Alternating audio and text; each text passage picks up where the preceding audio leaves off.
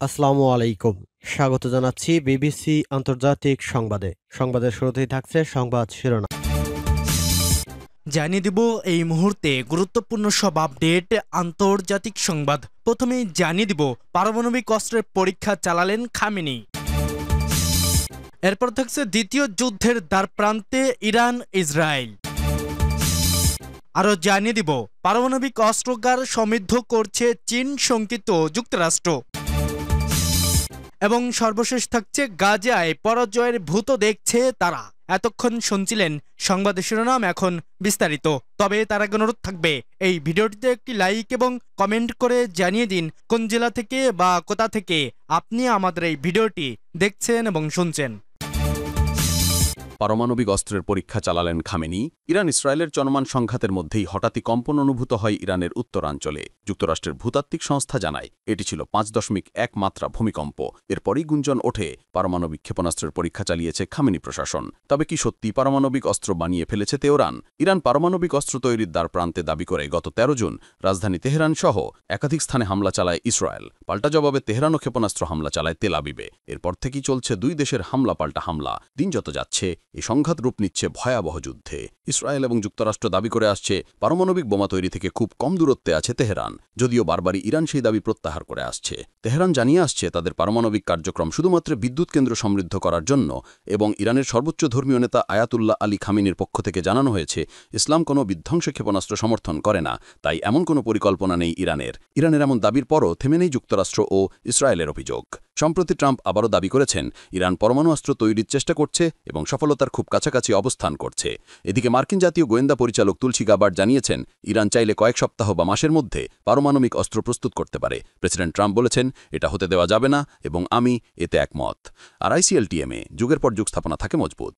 যুক্তরাষ্ট্র ইসরায়েলের দাবি মার্কিন গোয়েন্দা সংস্থার চাঞ্চল্যকর তথ্য এবং তেহরান তেল আবিবের মধ্যকার উত্তেজনাপূর্ণ সংঘাতের মধ্যেই ইরানের উত্তরাঞ্চল সেমরান শহরের কাছে 5.1 মাত্রার ভূমিকম্প রেকর্ড করেছে যুক্তরাষ্ট্রের ভূতাত্ত্বিক সংস্থা ইউএসজিএস। ভূমিকম্পটি ছিল মাত্র 10 কিলোমিটার গভীরে এবং এর প্রভাব রাজধানী তেহরান পর্যন্ত পৌঁছায়। সংঘাতপূর্ণ পরিস্থিতির মাঝে ভূমিকম্পকে ঘিরে নতুন গুঞ্জনের সৃষ্টি হয়েছে। অনেকের মতে পারমাণবিক অস্ত্রের পরীক্ষা চালিয়েছে তেহরান। এই গুঞ্জন তাৎপর্যপূর্ণ করে তুলেছে কিছু তথ্য, কারণ সেমরান এলাকাটি ইরানের অন্যতম মিসাইল ও মহাকাশ উৎক্ষেপণ কেন্দ্র, যেখান থেকে সাফির ও সিমরা রকেট উৎক্ষেপণ করে ইরান, এবং এখান থেকে আগে একাধিকবার ব্যালিস্টিক মিসাইলের পরীক্ষাও চালানো হয়েছে। দ্বিতীয় যুদ্ধের দ্বারপ্রান্তে ইরান ইসরায়েল। ইরানের ভূখণ্ডে ইসরায়েল ও যুক্তরাষ্ট্রের যৌথ হামলায় ক্ষতবিক্ষত হয়েছে বহু পরমাণু স্থাপনা, কিন্তু তাতেও থামেনি তেহরানের পরমাণু বোমা তৈরির স্বপ্ন। ধ্বংসস্তূপের নিচে থেকে ইরানের পরমাণু বোমা তৈরির উচ্চাকাঙ্ক্ষা আবারও জেগে উঠতে শুরু করেছে। বর্তমানে নতুন করে গোপনে শক্তি সঞ্চয় প্রস্তুতি চালাচ্ছে ইরান। সামরিক আঘাতের পরও ইরানের পারমাণবিক কর্মসূচি পুরোপুরি নির্মূল না হওয়ায় গভীর উদ্বেগে হয়েছে ইসরায়েল। তাদের আশঙ্কা ইরান যে কোনো মুহূর্তে এই সুযোগে আবারও পারমাণবিক বোমা তৈরির দিকে মনোনিবেশ করতে পারে। এই আশঙ্কাকে কেন্দ্র করে নতুন করে হামলার পরিকল্পনা মাথাচাড়া দিয়ে উঠছে। আর সত্যিই হামলা হলে আগের যুদ্ধের চেয়েও কঠিন পরিণতি ভোগ করতে হবে বলে ইসরায়েলকে হুঁশিয়ারি দিয়েছে ইরান। এই পরিস্থিতিতে মধ্যপ্রাচ্যে আবারও গর্জে উঠতে পারে যুদ্ধের দামামা। এই পরিস্থিতিতে মধ্যপ্রাচ্যের ভূ রাজনৈতিক দৃশ্যপট এক নতুন ও বিপজ্জনক মোড়ের দিকে এগিয়ে যাচ্ছে। এক পশ্চিমা কূটনীতিকের বক্তব্যের সূত্র ধরে ইসরায়েল ও ইরানের মধ্যে আবারও যুদ্ধ শুরু হতে পারে বলে আশঙ্কার কথা জানিয়েছে ফিনান্সিয়াল টাইমস। কারণ সামরিক হামলা চালিয়েও ইরানের পরমাণু কর্মসূচি পুরোপুরি বন্ধ করতে ব্যর্থ হয়েছে ইসরায়েল। তাই ইরানে এখন নতুন করে হামলার ছক কষতে শুরু করেছে দখলদাররা। এই জল্পনা আরও বাড়িয়ে দিয়েছেন ওই পশ্চিমা কূটনীতিক।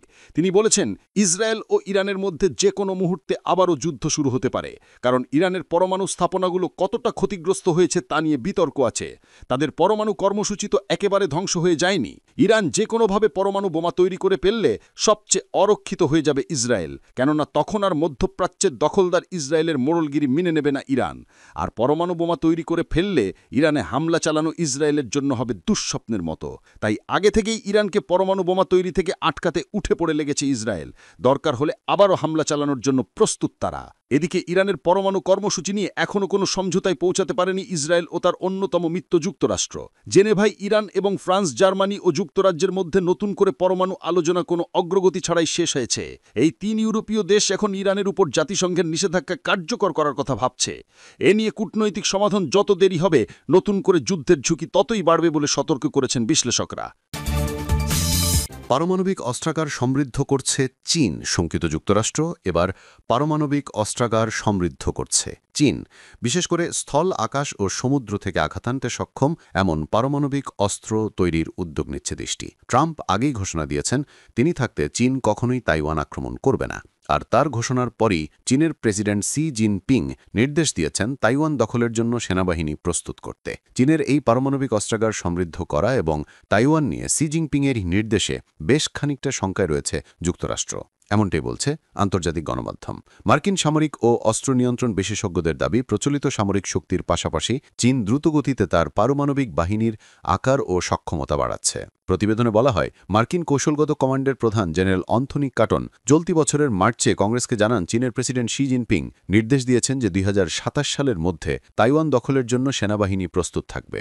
এজন্য চীন স্থল, আকাশ ও সমুদ্র থেকে আঘাত আনতে সক্ষম পারমাণবিক অস্ত্র তৈরির উদ্যোগ নিচ্ছে। যদিও চীন তাদের 2023 সালের জাতীয় প্রতিরক্ষা নীতিতে পুনর্ব্যক্ত করেছে যে তারা কোনো পরিস্থিতিতেই প্রথমে পারমাণবিক অস্ত্র ব্যবহার করবে না। প্রথমে ব্যবহার নয়, এই নীতির আওতায় চীন প্রতিশ্রুতি দিয়েছে যেসব দেশে পারমাণবিক অস্ত্র নেই তাদের বিরুদ্ধে এমন অস্ত্র ব্যবহার করবে না এবং এমনকি ব্যবহারের হুমকিও দেবে না। এ বিষয়ে বেইজিংয়ের প্রতিরক্ষা মন্ত্রণালয়ের দাবি, পারমাণবিক যুদ্ধে জয়লাভ সম্ভব নয় এবং তা শুরু করা উচিত নয়। তারা বলছে, চীন কেবল আত্মরক্ষামূলক পারমাণবিক কৌশল অনুসরণ করে এবং প্রথম ব্যবহার নয় নীতির প্রতি প্রতিশ্রুতিবদ্ধ।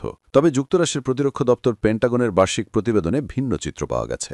সেখানে উল্লেখ করা হয়, চীনের প্রকাশ্য অবস্থান সত্ত্বেও তাদের সামরিক কৌশলে এমন পরিস্থিতি রয়েছে যেখানে প্রচলিত সামরিক আক্রমণের প্রতিক্রিয়া তারা প্রথমে পারমাণবিক অস্ত্র ব্যবহার করতে পারে, বিশেষ করে যদি সেই আক্রমণ তাদের পারমাণবিক বাহিনী, কমান্ড বা নিয়ন্ত্রণ ব্যবস্থাকে হুমকির মুখে ফেলে অথবা পারমাণবিক হামলায় সমপর্যায়ে ক্ষতি করে।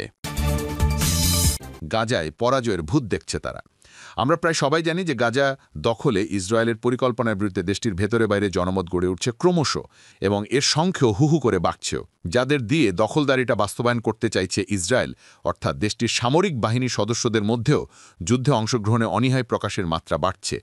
হিব্রু বিশ্ববিদ্যালয়ের একটি গবেষণায় প্রকাশ পেয়েছে এ নিয়ে। সেটি বলছে, ইসরায়েলের রিজার্ভ সেনার প্রায় 1/4 গাজা যুদ্ধে অংশ নেবার ক্ষেত্রে মনোবল হারিয়েছেন। প্রায় অর্ধেক রিজার্ভ সেনা ইসরায়েল সরকারের গাজা দখলে পরিকল্পনা, যুদ্ধ পরিচালনা কৌশল এবং বন্দি ব্যবস্থাপনা নিয়ে নেতিবাচক মনোভাব পোষণ করেন। আরও প্রায় 10% রিজার্ভ সেনা মনোবল হারানো শুরু করেছেন। গাজায় কর্তব্যরত 300 জন রিজার্ভ সেনার উপর চালানো জরিপ থেকে এ তথ্য পেয়েছে হিব্রু বিশ্ববিদ্যালয়। বিশেষজ্ঞরা সতর্ক করে বলছেন, গাজা যুদ্ধে দীর্ঘস্থায়ী মানসিক চাপ সৈনিকদের সক্ষমতা সীমানাকে ছাড়িয়ে যাচ্ছে। আর ইসরায়েলের প্রচার মাধ্যমে তথ্য অনুসারে প্রায় 1 লাখ রিজার্ভ সেনা ছুটির পর আর কাজে ফেরেনি। সম্প্রতি তুরস্ক ভিত্তিক সংবাদ মাধ্যম টিআরটি গ্লোবালের এক প্রতিবেদনে বলা হয়েছে, 2023 সাল থেকে 2025 সালের মাঝামাঝি পর্যন্ত প্রায় 50 জন ইসরায়েলি সেনা আত্মহত্যা করেছেন। 2022 সালে এই সংখ্যা ছিল 14, 2021 সালে 11 জন।